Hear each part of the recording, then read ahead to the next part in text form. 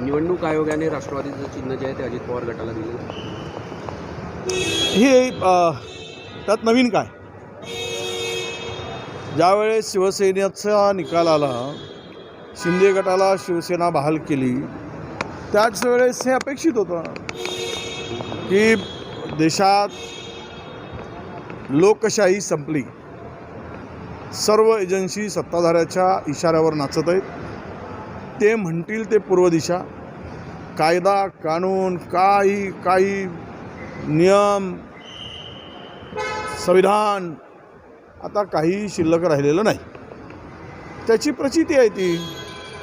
कोणाचाही पक्ष तोडा, कोणाचाही पक्ष काढा, कोणाचाही पक्ष हिसकावून घ्या आणि कोणालाही देऊन टाका.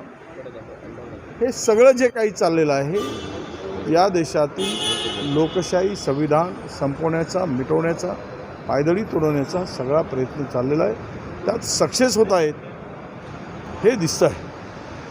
मुळात हा निकाल गृहीत धरूनच आम्ही होतो आणि तो निकाल आज जो आलेला आहे तो निकाल मला वाटतं की या देशामध्ये आता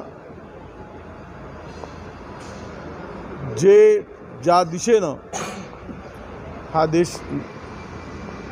सत्ताधारी नेता आहेत ती दिशा या देशाला खड्ड्यात टाकणारी असेल.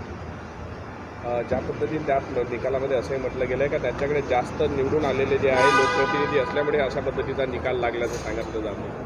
अरे आता आमदाराच्या संख्येवर जर पक्षाचा मालक ठरत असतील तर हे मला वाटतं की निवडणूक आयोग हा कठपुतली झाल्याचं आता दिसतं. कारण पक्षाच्या स्वतःची घटना असते, त्या घटनेनुसार जो अध्यक्ष निवडला जातो तो अध्यक्षच आमदारांच्या उमेदवारीच ठरवतो.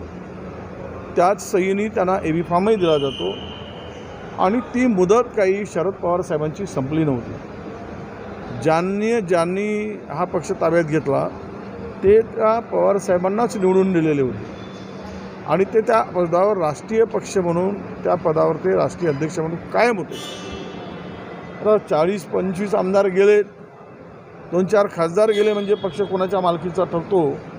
तर हे देशातील आजचा दिवस किंवा कालचा दिवस हे काळा दिवस म्हणूनच या दिवसाची नोंद होणार आहे. महाविकास आघाडीवर याचा काही परिणाम पडेल? मला नाही वाटत काही परिणाम होईल. जनता ही पवारसाहेबांच्या पाठीमागे, लोक आमदार गेलेत, लोकप्रतिनिधी गेले म्हणजे जनता जाते असं नव्हे. एखादा माणूस पक्ष बदलतो म्हणजे पक्ष घेऊन जातो असं नव्हे. आणि त्यांनी त्यातून उलट या सरकारला त्याचे प्रायश्चित्त भोगावे लागतील. ज्या पद्धतीनं पक्ष फोडून पक्ष संपवण्याचं काम झालं आहे. सुरुवातीला पक्षासोबत येण्यासाठी दबाव टाकला जातो, नाही ऐकलं तर पक्षच साफ केला जातो.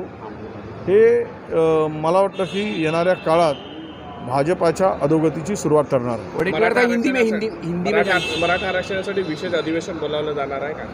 मला नाही वाटत विशेष अधिवेशन. आता अधिवेशन ठरलेलं आहे आणि तो या अधिवेशनामध्ये अंतरिम बजेटचं अधिवेशन आहे, त्यामध्ये सगळी चर्चा होईल अशी अपेक्षा आहे.